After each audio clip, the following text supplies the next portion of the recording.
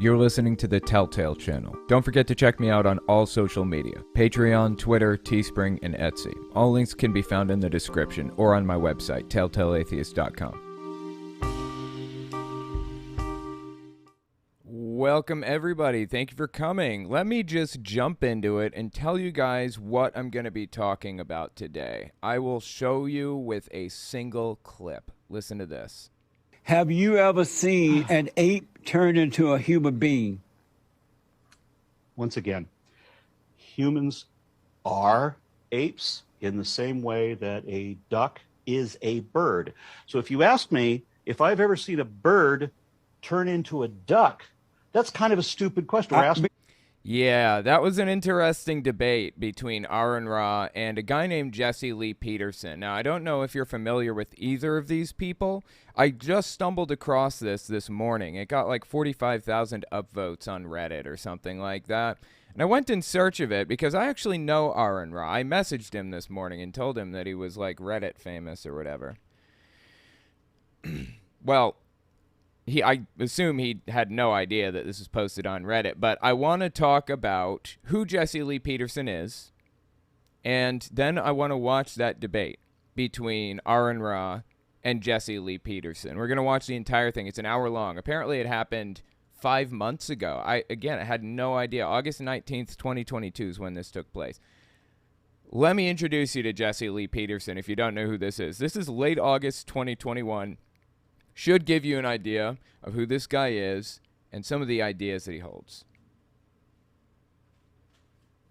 I tremble at the notion that black people are taking over our country. I tremble. Because I may not know my flower, but I know black people. And most black people, not all, but most cannot run anything. Black males, black men, and black women. They're emotional, they're unconscious, they have no love, they have no talent, no sense of leadership at all. He is a white supremacist, obviously, right? I don't know what else to call this. Black people are incapable of running governments or being in a position of authority of any sort at all. What? He talks like he's an idiot. He speaks like he's a moron, but he is a master propagandist for the right. He runs a YouTube channel called, I think, The Fallen State or something like that. He also claims to be a pastor. And not too long ago, I talked about this when it happened, he was outed as gay by some of his ex-partners or current partners or pseudo-current partners, if you will. I mean, it's his word against theirs, of course, but there's some really compelling evidence. For example, long before his partners came out and told the world about this, his Twitter account was liking some gay tweets. So there's that. He's also extremely homophobic, in addition to being a clear as day white supremacist. Check this next clip out from him. This is early September 2021. The governor of Virginia and whomever else involved agreed to remove Robert E. Lee statue. So the governor of Virginia at this time in 2021 was in the process of removing a Robert E. Lee statue. You know, the one of the main generals for the Confederate Army that fought for slavery, that fought to keep the black community enslaved for the rest of time. Yeah, that guy. They wanted to take down the statue of Robert E. Lee. Listen to what Lee Peterson said about it.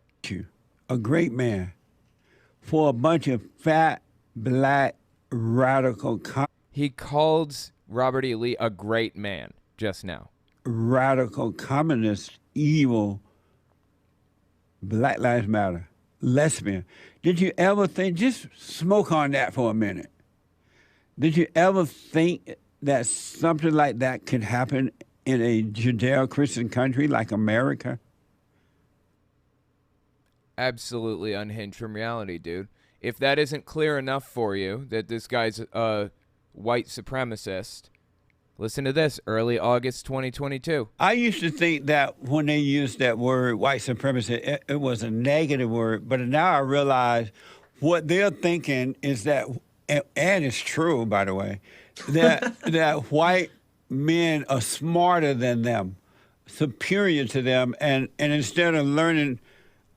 Yeah, I mean, you catching this? He just said, it's true, by the way, that white men are smarter to and superior to, smarter than and superior to black people. Does it get more depraved than this? Hey, how did you become so superior? They want to destroy it so that they won't be reminded how dumb they are. And so they're dumbing everybody and everything down rather than coming up to the level of white supremacy. Absolutely unhinged, dude. That's Jesse Lee Peterson. That's what he's all about. That's who he is. That's what he believes. Doesn't get much more clear than that. He's a white supremacist. If that's not enough for you, the guy refers to Donald Trump. He's like a massive Trump fan, right? He refers to Trump as the Great White Hope. Now, you may be unfamiliar with that term. It's a dated reference. But what it means, it's a reference to an old movie, apparently, where it was from a time when, you know, there was kind of segregation, whether it was legally enforced or not, I don't know. But people were segregated, and there was a black boxer that was knocking everybody out.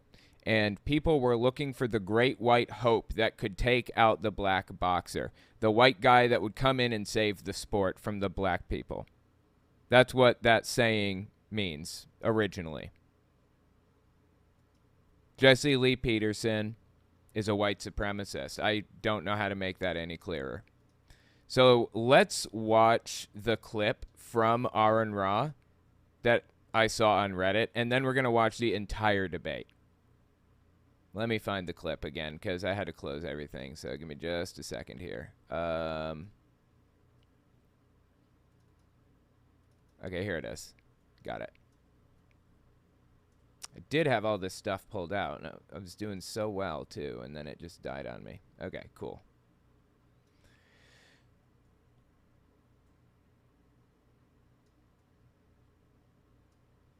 You know, he talks like an idiot, but he's not a nobody.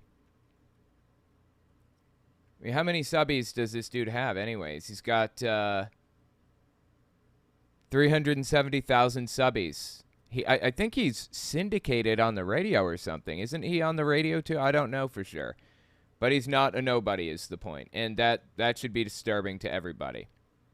Listen to this clip with Aron. This is near the end of their debate. It's about 40 minutes in. I don't know that we're going to get to that point today, so I wanted to play this part. Listen to it. Have you ever seen an ape turn into a human being? Have I ever? This question is really stupid, and it's one of the most common questions that creationists use to stump evolutionists when it's clear they have no idea what they're talking about. Have I ever seen a dog turn into a dachshund? No, have you ever seen an ape turn into a human being? Have I ever seen a car turn into a Corvette? Can you hear me? Yeah. This is his quote-unquote interview technique. He asks ridiculous, nonsensical, dead-end questions that don't actually mean anything, that are like impossible to parse in the first place. And when you literally are incapable of answering it because it's a stupid, nonsensical question, he doubles down and triples and quadruples down and says, you can't hear me? You're not going to just answer the question? That's his tactic. He does this with every debate. It's kind of a scumbag tactic, if you ask me, but okay. Yeah, have I ever seen a shark turn into a fish? I didn't ask about any of those things. I asked, when have you ever seen an ape turn into a human being? I'm trying to illustrate the fallacy of your question. How's that fallacy? You wrote that we're all ape. You must have. And we are. You And that must book, have at some point all these hundreds and Right, the thousands proof of is in there. years. At some That point, book is- you would that book have is seen 24 illustrated if an pages long. ape turned into a human being. Have you ever seen an ape? So he just said, they were talking over each other there a little bit. Jesse Lee Peterson said, over hundreds of thousands of years, you would have seen an ape turn into a human being. Creationists don't even really use this argument much anymore because it's so nonsensical and ridiculous. Most people understand how stupid this is. Have you ever seen an ape turn into a human being? Once again, humans are apes in the same way that a duck is a bird. So if you ask me if I've ever seen a bird turn into a duck, that's kind of a stupid question. Because I didn't ask that. I didn't ask that. I asked you. I asked you. Ask. Have you ever seen an ape? Is that like an inside joke with his audience or something? Why did he do that? Have you ever seen an ape turn into a human being? That is a nonsense question. Why? Because it's like asking for a place halfway between Los Angeles and California. No. I mean, that's really interesting. These are really interesting illustrations he's giving. Think about that. A place halfway between Los Angeles and California. Los Angeles is part of California. There is no halfway in between, right? Same with the bird and the duck thing. Have you ever seen a duck turn into a bird or vice versa? They're the same thing. California. No, it's not. I didn't ask about that. I know. Well, you don't know what you asked. I do know. You wrote this book called "We Are All Apes," and it gives the proof in the book. I'm asking, have you personally seen a human being, an ape, turn into a human being? It would be impossible for a human being to be anything other than an ape, for the same reason that it is impossible for a dachshund to be anything but a dog. Have you ever seen a dog turn into a dachshund? Why are you running from that question? I'm not. See, this is what he does. He's not running from anything. This is his tactic. Jesse Lee Peterson drills down on this stuff and refuses to accept an answer even when people give it because he thinks it's a gotcha when it's not. It's a stupid question. It's a nonsense question. I'm answering the question. I'm illustrating. No, what's you're wrong with the running. question. You're running from that question. You wrote this book that we are facing you head on, answering your question directly. No, you're not. Humans are a subset of the category of apes. I didn't ask you that. We start out you apes. how we can't. So therefore, it makes no sense to ask how the parent category turns into the subcategory. It is exactly the same as asking if I've ever seen a bird turn into a duck. Do you understand why your question? Have you ever seen a bird turn into a duck? How about I ask you that? But that question? wasn't the question. But that's the same question, isn't it? You wrote the book saying we are. You tried to divert. You tried to deviate from the question. You wrote a book called "We Are All Apes." This is painful, dude. It's like the guy. Nothing's getting through his thick skull. Is he listening? Does he care? I really don't think he cares. This is what he does to every interviewer. And, every interviewer or every interviewee or whatever handles it differently. Some of them just fold and say, you know what? You're right. I've never seen it. And others absolutely force him to understand and don't give up on it like Aron is doing here. It's obvious that nothing's getting through his thick skull. Nothing. It's just, is there anything knocking around in there in the first place? And so how can you write a book that says we're all ape when you've never seen a ape turn into a human being? Have you ever seen a duck turn into a? Have you ever seen a bird turn into a duck? Why are you dodging the question, man? I'm not dodging the question. I'm answering it. No, you're not. It's like when I asked you if you love Christian, you went all around. I answered that question. I asked you where you're going. You tell me where you've been. That doesn't make any sense at all. What does he even mean by that? I ask you where you're going. You tell me where you've been. I mean, I understand the phrase, and it seems like a deep phrase at face value, right? That it has real meaning to it. But it doesn't. It has no meaning in this context. It's meaningless. What is he talking about? What did Aron Ra explain where he had been instead of where he was going. In what context did he explain that? It's garbage coming out of this guy's mouth. Complete garbage. And I answered your question directly. No, you didn't. You're not answering this Yes, I one. did. So anyway, yeah, that's a little subsection. If you want to see the entire thing, again, I'm watching it tomorrow. I'm finishing it on my unfiltered YouTube channel, Telltale Unfiltered. Pretty interesting stuff. I'm going to start it at 10:30 a.m. But for now, let's start at the beginning of the debate and see how it went, because trust me, it got weird at a couple places. Aron just lost his mind on the dude eventually. It's pretty entertaining. That wasn't even the most aggressive part, if you want to see it. Anyways, let's see. And thank you. No description. Let me just find where this starts. I have with me. Okay, yeah, here we go. Okay, so let's listen to this debate with Aron and Jesse Lee Peterson, see what they have to say for themselves. Oh, and before I do, let's take a look at Super Chats. Yours truly, the number one pony. Hi, every pony. Let's get ready to rumble. I appreciate that. Yes, absolutely, let's. Kitty Mom, thank you for the membership. Nerd Love, I just want to ask the man what the heck he thinks an ape is. He has no idea. Either he has no idea or he doesn't care. Like, maybe he does know and he simply just wants to throw out a gotcha or a perceived gotcha question and refuses to let up. Ridiculous. Wizard of Frobaz, I've taught my kids and grandkids, before answering a question, determine if the question is a legitimate inquiry. Right, yeah, there's nothing legitimate about this. But here's the thing about this guy. He's not looking for an answer, right? Jesse Lee Peterson doesn't care. But his audience does care. They are listening. And whatever Aron Ra has to say here, they are a captive audience for this. Anything that he has to say, they're listening. So my thought is, how does he wrap this up and put a bow on it and package it for this audience, this listening audience, who's probably adversarial to the position, but is a captive audience nonetheless? How do you communicate with them? This dude's lost. There's no hope here for this guy. But the audience, on the other hand.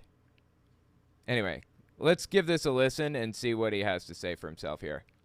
I have with me Aron Ra. He is an author, podcaster, and former president of the Atheist Alliance of America, a nonprofit committed to raising the public awareness of atheism. Oh, by the by, while we listen to this, we are going to play some Mario Maker 2. So, yeah, let's play and listen. Thank you so much for being with me. I appreciate it. Happy to be here. So, what is... He says that now. Just wait till after. I bet he's not so happy to be here after that.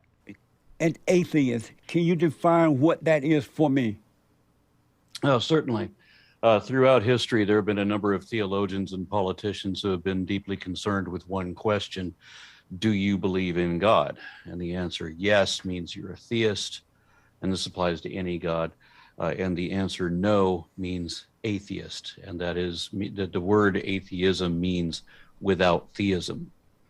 So there are some people that want to put in other terms or color things a little bit, but that's because they're interested in philosophy and are looking for an argument. Yeah, what he's doing here, he's referring to a guy. I'm not gonna get into it. There's somebody in the atheist community or whatever. Is it, the skeptic community, I guess you could say, in YouTube, Twitter, and that sphere, who likes to talk about the original meaning of the word atheist and stuff like that. And that's who he's referring to. It obviously often turns into an argument, but okay. Simple layman's terms. The theist says there is a God. The atheist says, I don't believe you. And so you don't believe, do you believe there is a God? No. Do you believe there is a devil? No. No. I assume that Jesse Lee Peterson thought that was going to be some kind of a gotcha question, because I'm guessing the guy probably thinks that all atheists believe in Satan but not in God. And have you always had this belief? Well, this isn't a belief. This is a lack of belief. And I didn't realize what belief really meant in religious terms until I became an activist myself, when I discovered that belief is an act of will. See, if I say that I believe something, it means that this is what I think is most likely true or closest to the truth, but that I don't know it because I can't show it. Whereas a believer tends to put a different spin on that. I mean, they believe as a conscious act of will to convince themselves of something that is not evidently true. You know, that's really interesting. A belief is something that you actively take part in, is basically what he's saying. If you actually believe something, if you actively believe it, then it plays some role in your life. It's not just something in the back of your mind normally. Yeah, kind of interesting. And so that's what that it seems to me that believers involve more make-believe than what I would call a sincere belief. So I don't use the word believe anymore in application to what I do. I mean, I think this or that, and I'm open to change my mind all the time. And so you have no proof that there is no God or no Satan. You just... See, this is a tricky question. Do you have proof that God's not real? It depends on what you're talking about. If I'm talking to, like, an evangelical, the answer to that question will be very different from if I'm talking to, like, a Muslim or a Buddhist or something, right? Like, if a Christian evangelical kind of person comes in and says, do you believe that my God is real? The answer is obviously no. That is absolutely absurd, right? The claim that, God hates everybody who doesn't follow his strict rules, and, the earth is 6,000 years old, and, he created all these animals only to kill them all, like, shortly thereafter in a flood. That's absurd. Now, if you want to go with, like, just kind of a moderate Protestant denomination who doesn't hate anybody for anything, old earth creationists who believe or who accept that evolution is real and that that's how God went about his thing or whatever, that's totally different, That's a totally different situation. Dude, what is with all these sucky levels lately? But, if you accept... if you assert certain things that are absolutely falsifiably wrong, then yeah, I can say I know for a fact that your God is not real. I think that's probably what Aron is about to talk about. Blah, blah, blah. Do you have proof that there are no leprechauns? No. Do you believe in leprechauns? No. Okay, so if you don't have a reason to believe something, that's a pretty good reason not to believe it. Were you a Christian at one time? I was, because I was lied to. I was told that God was a conclusively proven scientific fact, and that to question whether there was a God was just as crazy as to question whether we really have a president. And I didn't realize for the longest time that I could even question that. And then, yeah, that was the same with me. I didn't even realize it was something you could question. Of course, all of the claims that not just my family's religion, but in fact any religion ever made with regard to God were always empty assertions. So you don't know that there is no God. No, I know that there's no God, because God is not even a possibility. It's a logical contradiction. Oh, okay. Now, for the longest time, I was just an agnostic atheist because I didn't have sufficient information. I wasn't convinced that there was a God, but it seemed less and less likely as time went on. Eventually, I realized that, the Hitchens razor is what is asserted without evidence may be dismissed without evidence. That makes perfect sense to me. And my favorite quote from Abraham Lincoln is that it is an established maxim in morals that he who makes an assertion without knowing whether it is true or false is guilty of falsehood. That's super interesting. It was kind of complex, so let me state it again in more understandable terms. Basically, what he said was,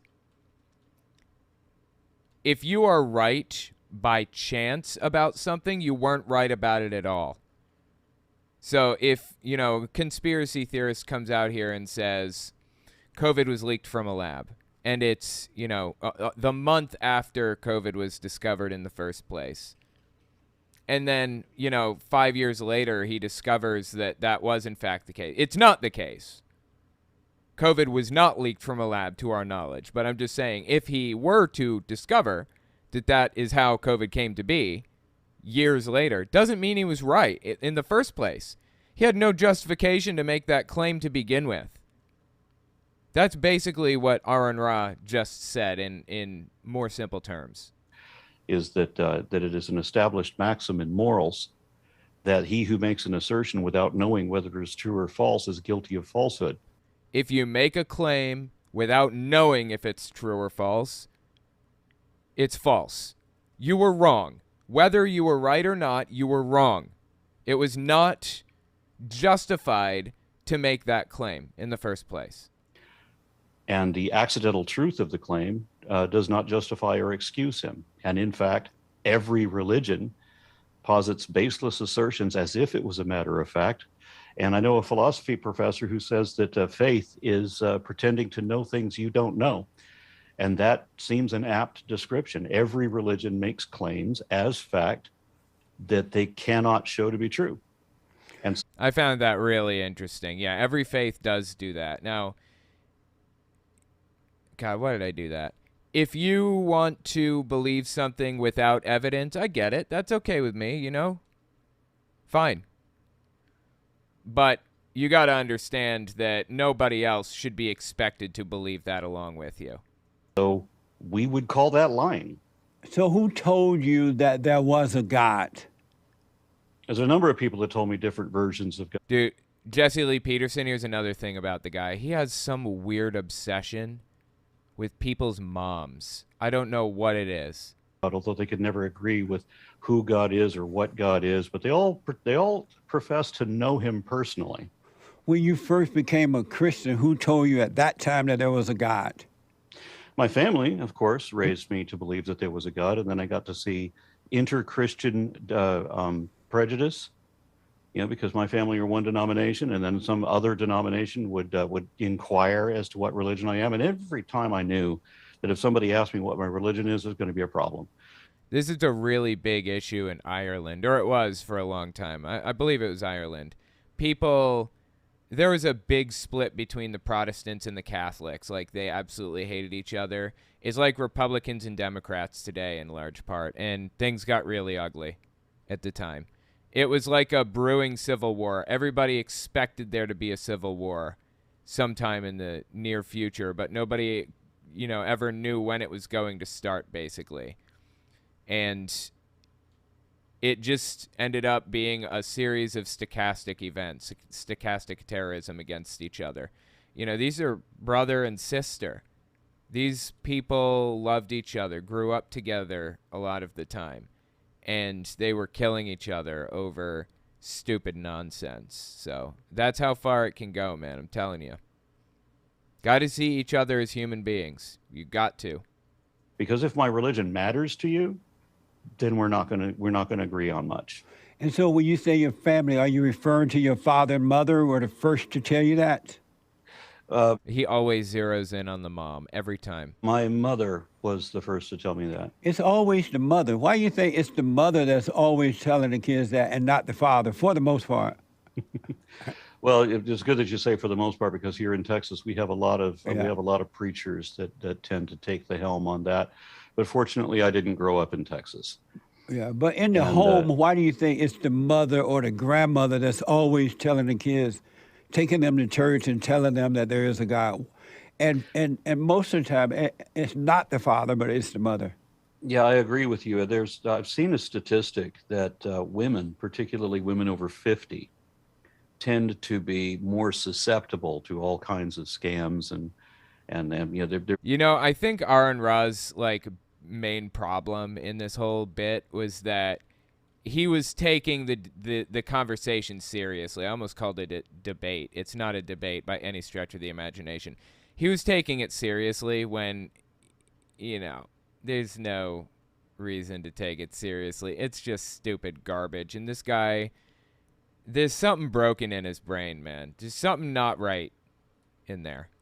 more readily believe con men and that sort of thing. I don't remember what the specific statistic was to quote it, but I remember reading that once upon a time, and I've seen that to be anecdotally confirmed.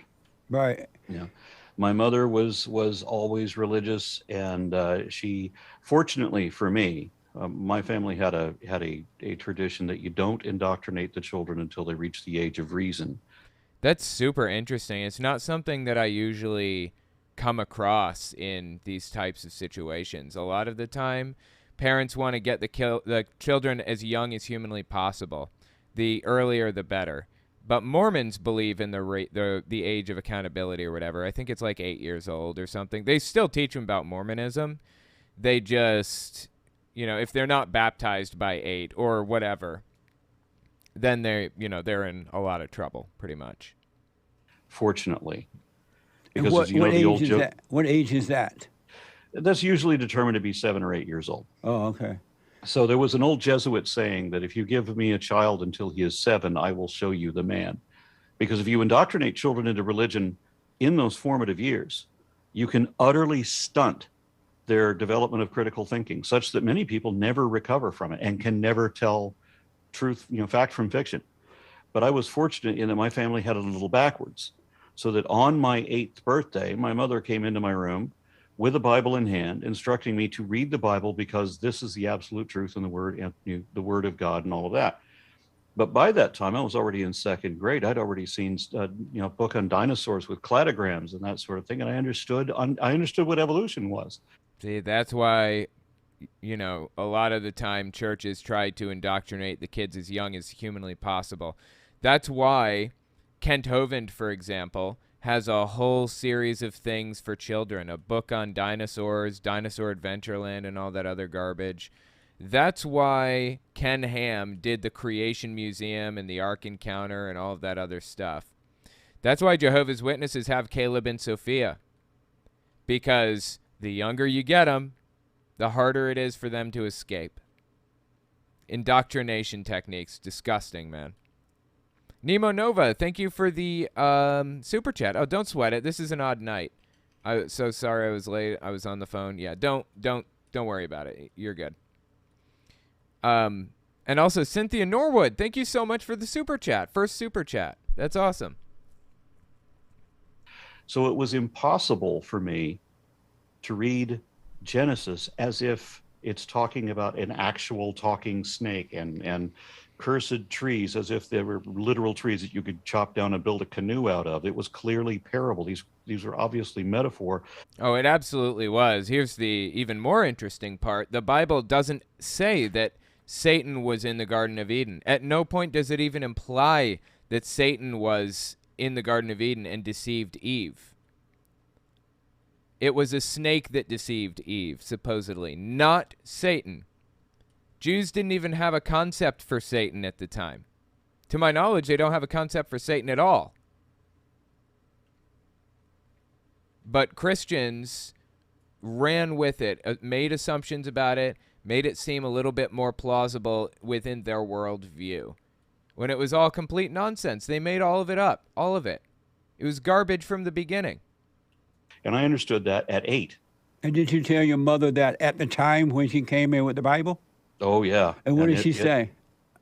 She dragged me out to confront my grandparents about this.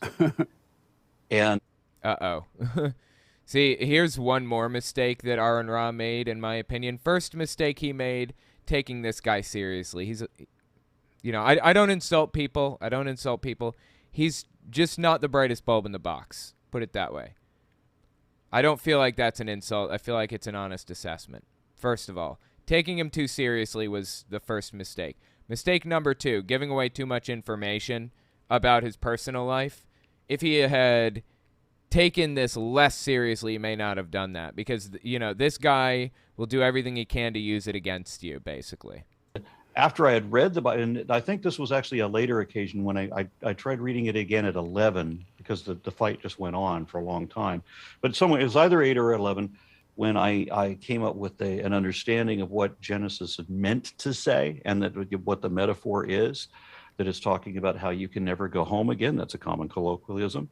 That once you can either remain as you are, like the rest of the animals, unchanged forever, or you can learn morality, essentially, and then you will no longer be like the other animals. You would be like unto God. And so and you can't give women credit for this sort of thing, because the Middle Eastern cultures could never give women credit for anything. I mean, when you go out to the Old West and it's always men, then there's gunfights and all of that. But when women show up, now they're going to church on Sundays, and everybody has to behave themselves, you know. So we have to give credit to women to some degree for their establishment of civilization. But of course, as I said, the Middle Eastern cultures that wrote the story wouldn't give credit to women. That's a super interesting interpretation, right? I don't know. Aron just, honestly, the dude gives so many interesting insights and ideas and interpretations into meanings, you know, intents and things like that, of not just of the Bible, but, you know, gives a lot of insight into taxonomy, geology. I mean, he's so interesting, honestly. So instead, they label it as a bad thing, and that it's women's fault. And they couldn't give women credit for that either, unless she was misled by somebody else. So they create this talking snake character. Have you noticed that every time you listen to the woman, you suffer? He says the woman. What he means is women. Every time you listen to women, you suffer. That's what he said. And he said it as a joke. And again, Aron Ra he seems to be giving this guy like a good faith effort, you know. He views him as like a good faith actor right now. And just some disagreements is all. Unfortunately, the guy's not good faith. He's a scumbag. And again, I don't want to insult anybody here. I don't feel like I'm really insulting anybody. I feel like I'm trying to give an honest assessment of this guy and his motives and position. And it's just, I don't know. It's just wrong. It's just sad that Jesse Lee Peterson is the way that he is. I'm a married man, and I'm not going to go there. When I mentioned this to my grandparents, my grandfather particularly freaked out. He said, "Well, then what is the meaning of life?" And that question confused me. That's a nonsense question. Yeah. It's like when it's like asking, what is the meaning of a mountain? What is the meaning of, a piece of pie? There is no meaning to it, really. You make your own meaning. You create your own interests and, your own value in life. That's really what you do. That's the way I do it. That's the way pretty much every atheist does it. So, imagine why is that a nonsense question? Well, imagine the stereotypical fortune teller, right? They always take something completely random, like shuffling a deck of tarot cards, or casting the tea leaves, or casting the chicken bones, according to whatever tradition, and then they read what that means. Right? Right. Well, it doesn't mean anything. It's completely random. They're just coming up with interpretations so that they can sell you something and get a couple of pieces of silver out of it. Right. But even if it did, even if it weren't completely random, just tossing the chicken bones is actually meaningless. That's all that means. So asking what life means implies that there was an intended purpose to it, which, again, the construct of everything we see about life in the biosphere and the biodiversity that we have and all of that, not just today, but in past times, and it shows pretty clearly this was not an intended design. And my family just couldn't get around that. They had to imagine that they were the reason the universe existed, that it was all created just for them. And when I said that, no, we are insignificant. We are just momentary glimpses in this in the cosmic sphere. That we only occupy this, like, point 0 to the 23rd power little fraction of it, and only for a millisecond, and then that's it. We are not the reason the universe exists. The universe existed long before us. It will exist long after us. But when I said that, I was accused of being arrogant. As a kid? They accused me of being arrogant. And when in reality, it was the family that was showing their arrogance. That's the idea here. And I totally agree with Aron Ra. There is a level of arrogance and kind of self-centeredness that comes with the evangelical mindset, not necessarily with the religious mindset, being a Christian or whatever. I have no issue with that, but being an evangelical and believing the way that evangelical extremist nutcases do, by and large, there is definitely a level of arrogance that comes along with it, for sure. saying that it was humble of them to assume that God created the universe just for them. And so when your mother brought the Bible into the room for you and told you, hey, read this, this is what it's all about, and you refused to do it. I did read it. Oh, why did she take you to your grandparents? Because I came up with a different interpretation than she did. Oh, I I saw see. it as a metaphor. I didn't read it literally. How could I read it literally? Snakes can't talk. And so Right. And again, a lot of Christians think that it was actually saying that Satan was in the garden. It doesn't say that. It says it's a snake, not Satan. you went to your father and told your father to tell your mother to back off. When you asked your father to tell your mother to back off, what did he say to your mother? Did he tell her to back off? Oh, no, my father and my mother were already divorced by that time, Oh. and they were in very different spheres. Although my dad was never a critical thinker either, I'm sorry to say. He once went to go see a magic show. See, I would be super cautious about telling Jesse Lee Peterson absolutely anything about my life, because I would worry that he would use it against me. This dude is just terrible in every way. You and Aron are some of the first YouTube atheists I came across some years ago. Been following you faithfully ever since. Thanks, man. Oh, I appreciate that. That's awesome, RJ. Yeah, Aron Ra is a pretty cool guy. He's been around for, like, ever, too. He's been in the sphere since, 10, 15 years or something. I've been in the sphere for 6 or 7 years, I believe. So, yeah.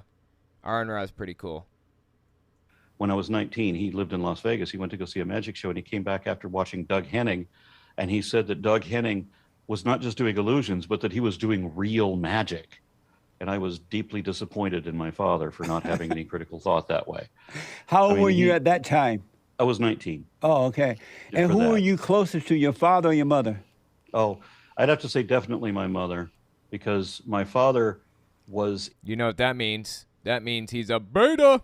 When I say that, I mean, I'm just joking, obviously. I don't think that. But when I say that, beta, that is Jesse Lee Peterson's thing. That's where that comes from, Jesse Lee Peterson. He says it just like that. He also says amazing like that. Intolerant of anyone who was different than him. And it wouldn't matter how many similarities you had with him. He would focus on the thing that's different and not let that go. And what did he think of you being an atheist? We didn't have a lot of time to discuss that. It was right toward the end of his life when he realized that I was atheist. And also that I was stronger than he expected me to be. And so we had one discussion about it. He had seen one of the videos that I'd done early on in my career, and he says, well, that don't prove there's no God. And I said, we don't need to prove that there's no God. If there's no support for the assertion in the first place, we don't need to disprove. If somebody thinks that they see pink elephants, we don't have to prove that pink elephants don't exist. He's making the assertion. It is incumbent upon him to show that there are elephants. And if he fails that, if nobody can show that there's evidence of pink elephants and they're not even possible in the first place, then we don't believe that. That is dismissed. And so I think my dad understood that, because on his deathbed, my mother asked whether he wanted to have the missionaries come by and pray over him. And his eyes darted to mine, and he says, "No, I think it's too late for that." Amazing. And that meant what to you? That's super interesting, right? What an interesting story. Again, that's not something that I would have told Jesse Lee Peterson probably, because this guy has I mean, he's a white supremacist extremist. He uses anything he can against you to further the propaganda and confuse the situation.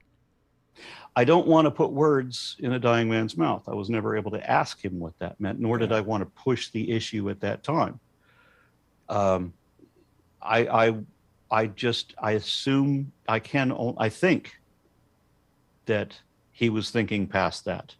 Oh, I see. That he understood the argument that I gave him. I don't know that, but that's what it looked like to me. When you say your father thought that you were stronger than your father didn't think you were stronger than you were, what do you mean by that?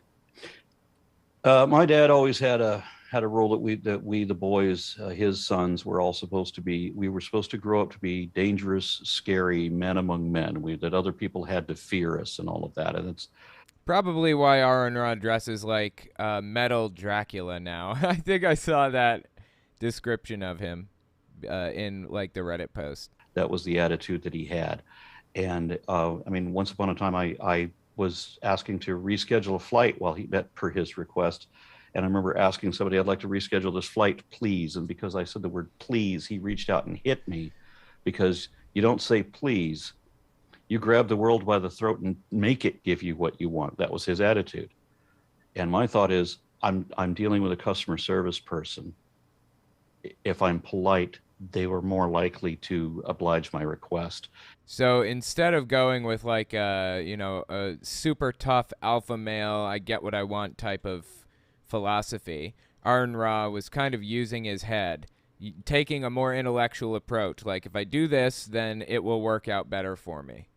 It's interesting, right? And if I'm rude, they are more likely to refuse me, just out of spite. I've worked in customer service. I know that works. And so, did you love your father? I did, despite all of the long list of terrible things that I heard about him. There were also, as with everybody, there were also positives. And so I just had to put away all of the things that I knew that he did 30, 40 years earlier, and just focus on our relationship as it stands now. And did you forgive him before he expired? To a large degree, yes. Did you tell him that? I don't think I had to. And why not? I think he understood. I think we seemed to understand each other pretty well at the end. And when you say to a large degree, but why not the whole degree? Well, I don't want to say that I've forgotten everything that he's done. I mean, we still have to keep our judgment sane. You know, I bear in mind behaviors that he had, and that when he realized he was terminal, he significantly changed.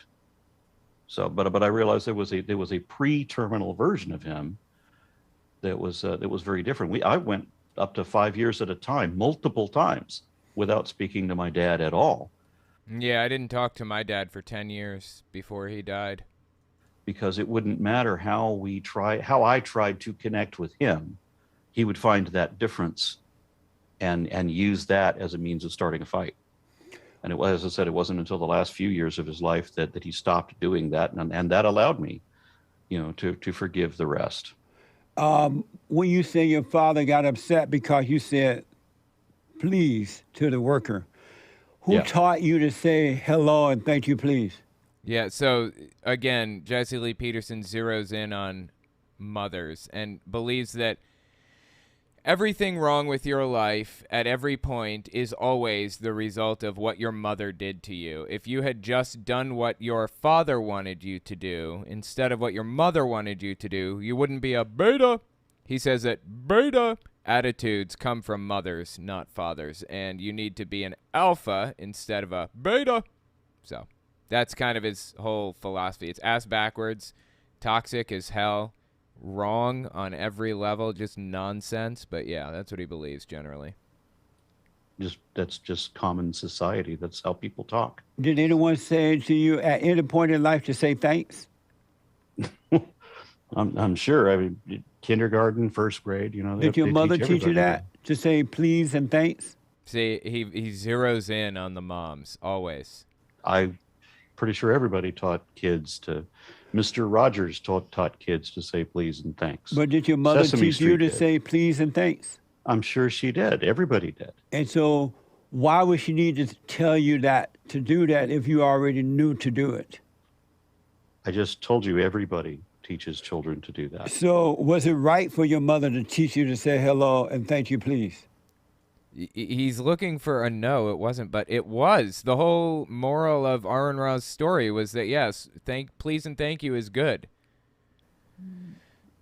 Was it right for your mother to teach you that? Well, that is the right kind of behavior. Had she not taught me, I would have learned it elsewhere. Had nobody actually said, you should say please and thank you, I would still have known it.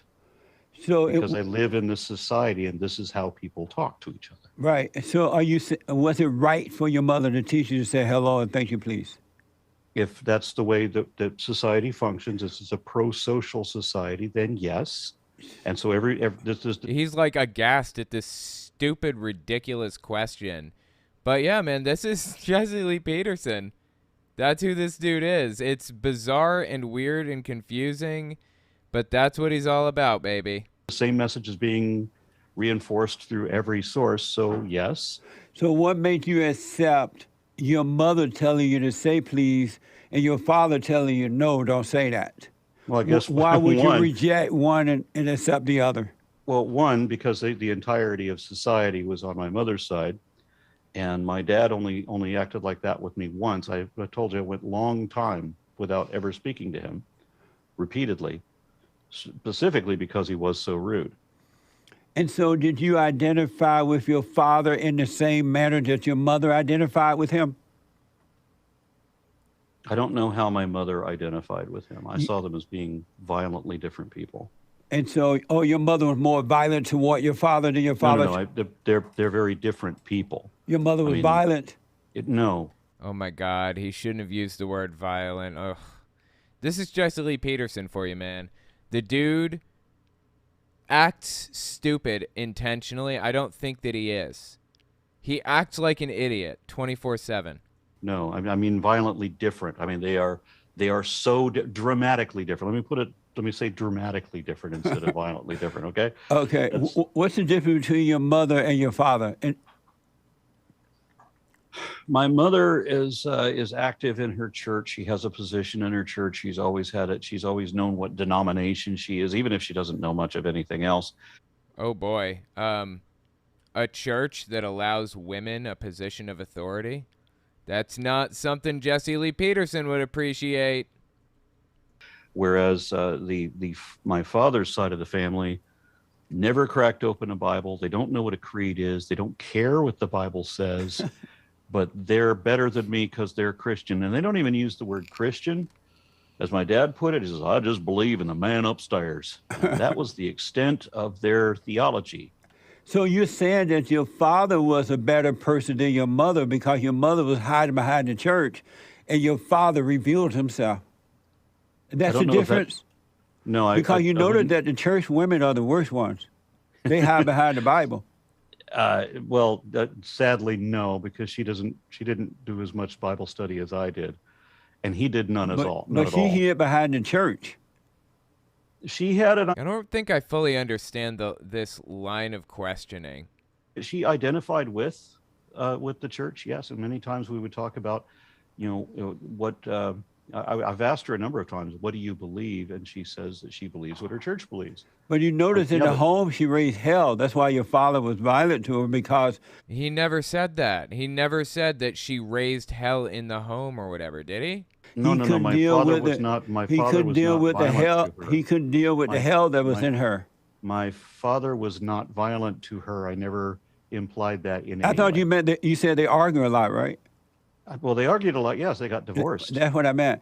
And did you notice that your father couldn't deal with the hell than your mother, even though your mother was going to church? But in the home, she was hell. Dude, this is bad. This guy is ridiculous. Oh, hey, I I encountered this debate on mainstream Reddit last night. Yeah. Me too. That's why I was watching it. I thought it was pretty interesting. To pay. I don't think that my father thought of himself as non-religious. They were both pretty much the same in that respect. Right. Okay, that was my fault getting hit by the sun. But did you notice that your father couldn't deal with the hell in your mother? I was maybe 4 when they got divorced. Right.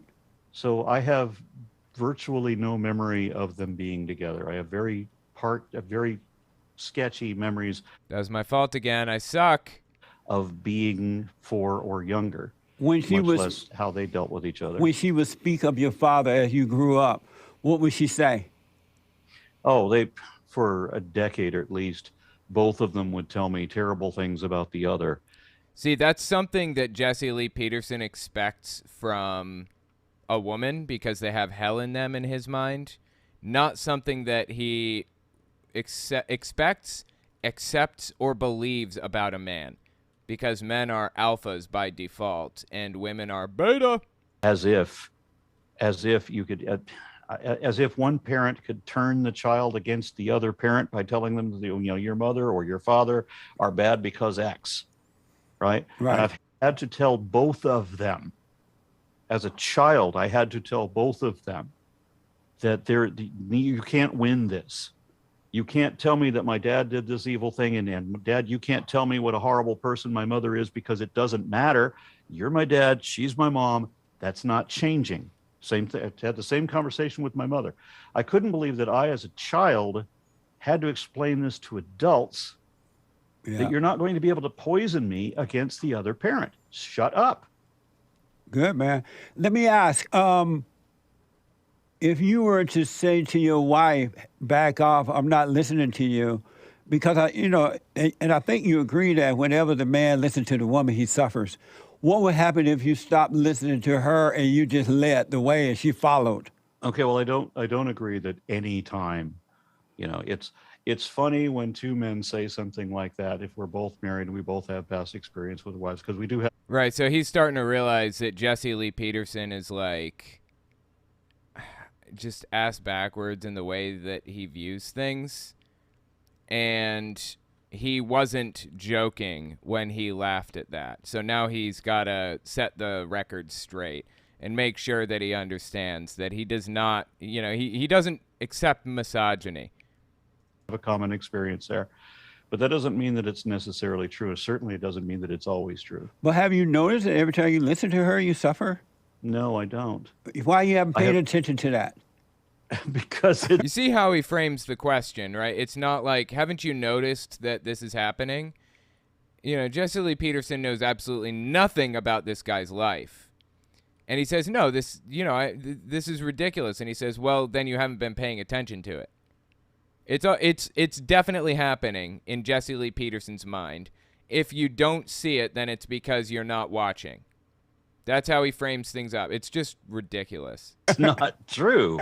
I mean, there's a lot of things that she says that I disagree with, but I'll tell her that I disagree with them. And there are some things that she tells me that are actually good ideas. How does she react when you correct her for being wrong? See, again, in Jesse Lee Peterson's mind, he believes that women are just wrong. They're wrong constantly, and men have to come in and fix it like they're babies, And I don't think Aron realized that up front, because he may have watched some of his stuff, but not a lot. If he'd watched a lot of his stuff like I have, like so much content from this guy, unfortunately, then he would know that this guy is just terrible in every way. He's just misogynistic and awful. It's never comfortable. There's always an argument. Does she remind you of your mother? No. She's just like your mama. No. Yeah, Jesse Lee Peterson believes that all people only ever marry other people who are like their parents. So women marry people who are like their fathers, and men marry people who are like their mothers. Every time, always. That's just what people do in this guy's mind. In every situation. No. She's not. My mother is not like my wife at all. Which is worse, your mother or your wife? Uh, See how he's framing it up? Which is worse, your mother or your wife? Because they're both bad in Jesse Lee Peterson's mind. By default, they're bad. But Aron doesn't really, he wasn't expecting something like that. Like, he wasn't expecting the guy's head to be there, to be in a space where all women are bad like that. that's that is a very personal question. My mother has issues with the religion and such that my wife is not plagued with. So my wife has a natural handicap that my wife does not. When I met my wife, she was a believer, but not in the way that my mother was. My mother is one of those people who believes not just without reason, but against all reason. I'll tell you this about Aron Ra and his wife. He takes care of her like nobody else. He will go and do debates anywhere. He'll show up to any conference. He'll, give talks, speeches, or whatever. But if you expect him to come, then you have to make sure that there's a place for his wife too, and she will always be there by his side. I ran Faithless Forum and had him there multiple years in a row. I think we did 3 Faithless Forums. He was there at all 3. And we brought him and we brought his wife in. We didn't have to fly him in or anything like that because they were held in Texas right down the road from him. But, if there's a VIP event, his wife was going to have a seat there. If there was a book signing, his wife would be there with him. Everywhere he went, his wife went with him. And that's just how they did things. If there wasn't room for his wife, then there wasn't room for him either, basically. That was his headspace with it. So, which I think is respectable, I feel the same way. She will believe the belief even when she knows that it's false. She's going to believe it anyway. Yeah. I don't know if you've ever encountered people like that. Oh yeah, all the time. They know that they're wrong, but they're going to believe it anyway. And I don't see the value in lying to yourself. But she does. That's what she does. So it sounds like your mother's worse than your wife. That's what I just said. Yes. And so how did my wife was a believer, but she was reasonable. So we met online at Christian forums, and we got into an argument over evolution. And unlike every other creationist I've ever debated with, and there have been thousands, my wife asked sincere questions she actually wanted the answers to. Sounds like his wife was inquisitive. That's the first step to breaking out of this stuff, Oh, God, this is a trick I don't remember how to do. I think you toss it against a wall and then grab it again. This is actually a really hard trick. Because when you argue with the creationists, they usually ask you things they don't want the answers to.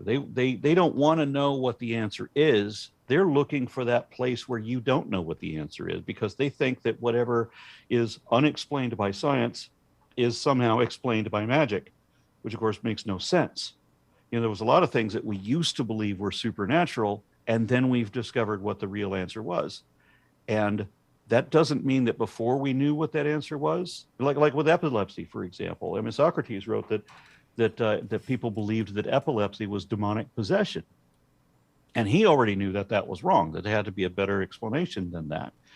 And so when we didn't know about how the brain functions, we didn't know your neuropathy or any of that, that did not mean that our lack of understanding in that meant that God did it. It didn't mean that it was supernatural, that the supernatural explanation was wrong then, even before we knew what the real explanation was.